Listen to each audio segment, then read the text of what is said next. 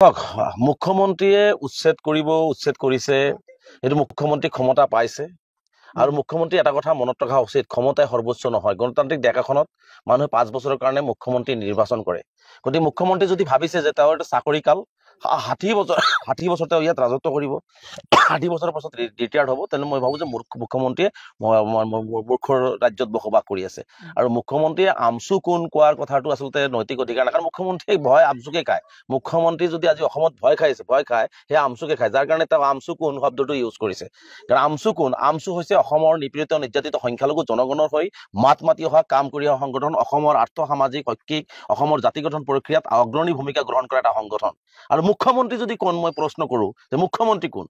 একেপথে অসমৰ প্ৰতিজন মানুহে ক'ব যে মুখ্যমন্ত্ৰী এজন হিটলাৰী শাসক স্বৈৰাচাৰী শাসক মানুহৰ ল'ৰা ছোৱালীৰ মুখৰ ভাত কাঢ়ি লোৱা মুখ্যমন্ত্ৰী হিমন্ত বিশ্ব শৰ্মা মানুহৰ ঘৰ ভাঙি দি মানুহক বেঘৰ কৰা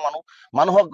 ৰাতাৰাতি ৰাস্তাত পেলাই দিয়া হৈছে ব্যক্তিজন হৈছে মুখ্যমন্ত্ৰী হিমন্ত বিশ্ব শৰ্মা ডাঙৰীয়া গতিকে আমি আমচু কোন ক'লে বুজি পাব যে এইটো সামাজিক সংগঠন সামাজিকভাৱে দায়বদ্ধ আৰু সমাজৰ কাৰণে কাম কৰে কিন্তু মুখ্যমন্ত্ৰী কোন বুলি প্ৰশ্ন কৰাৰ লগে লগেই কিন্তু ইয়াত প্ৰশ্ন আহিব যে এইজন মুখ্যমন্ত্ৰী হিটলাৰী স্বেচ্ছাচাৰী শাসক আৰু এনেকুৱা ধৰণে নিৰহী ভাৰতীয় নাগৰিকক ৰাতাৰাতি ঘৰ-বাৰ বুলডোজাৰ দি ক্ষমতাৰ বল দেখুৱাই শক্তি দেখুৱাই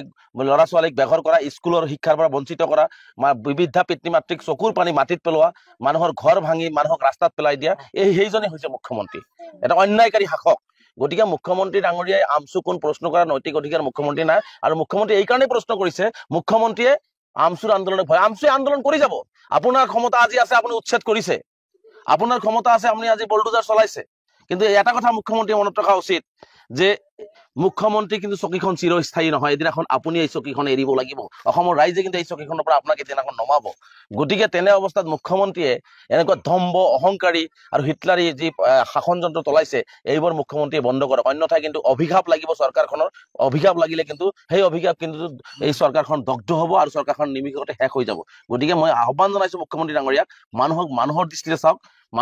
মানৱতাৰ দৃষ্টিৰে চাওক আপোনাক মাটি লাগে কোনেও কোৱা নাই যে আপোনাৰ মাটি আপুনি ল'ব নালাগে মাটি লাগে সেই ঠাইত বসবাস কৰা থকা ভাৰতীয় নাগৰিকখিনিক সংস্থাপন দিয়াৰ ব্যৱস্থা কৰি সেই মানুহখিনিক মানে সকলো ধৰণৰ বাসস্থানৰ ব্যৱস্থা কৰি আপুনি উচ্ছেদ কৰক তাত আপোনাৰ ক'বলগীয়া কোনেও প্ৰশ্ন নকৰে কিন্তু আপুনি যদি এনেকুৱা ধৰণে হিটলাৰী শাসন চলাই আপুনি যদি এনেকুৱা ধৰণৰ অন্যায় কৰি যদি আপোনাক ৰাতাৰাতি বেঘৰ কৰে আপুনি যিমানেই বুলডোজাৰ নচলাওক কিয় আমাৰ আন্দোলন আৰু অধিক তীব্ৰতৰ হ'ব আৰু তীব্ৰতৰ ভাৱে আমি কৰি যাম আমি কোনো ধৰণৰ ভয় কেৰেবক আমি কোনোদিন আমচু কৰা নাই আৰু ভৱিষ্যতলৈ নকৰো আমি আমাৰ গণতান্ত্ৰিক অধিকাৰ এইখন মাটি এইখন ভূমি আমাৰ এই ভূমিত আমাৰ সকলো ধৰণৰ অধিকাৰ হিমন্ত বিশ্ব শৰ্মা ডাঙৰীয়াৰ যিমান অধিকাৰ আছে এটা আলী আহমেদ ঠেলাৱালা ৰিক্সাৱালাৰো সমানে অধিকাৰ আছে এইখিনি কথা মুখ্যমন্ত্ৰীয়ে জনা উচিত সেইখিনি অধিকাৰ আমাৰ ভাৰতবৰ্ষৰ সংবিধানে দিছে আচলতে মুখ্যমন্ত্ৰী ডাঙৰীয়া আইনৰ ছাত্ৰ হৈ সংবিধান নাজানি মুখ্যমন্ত্ৰী এনেকুৱা ধৰণৰ প্ৰশ্নবিলাক কৰি আছে আচলতে আমি বুজি পাইছো যে মুখ্যমন্ত্ৰী হয়তো ক'ৰবাত ভয় আৰু শংকা হৈছে যে গাদীটো থাকিব নাই 26ত চৰকাৰ আহিব নাই এই শংকাবোৰৰ কাৰণেই আচলতে তেওঁ সব টাৰ্গেট কৰি লৈছে ধৰ্মীয় সংখ্যালঘুসকলক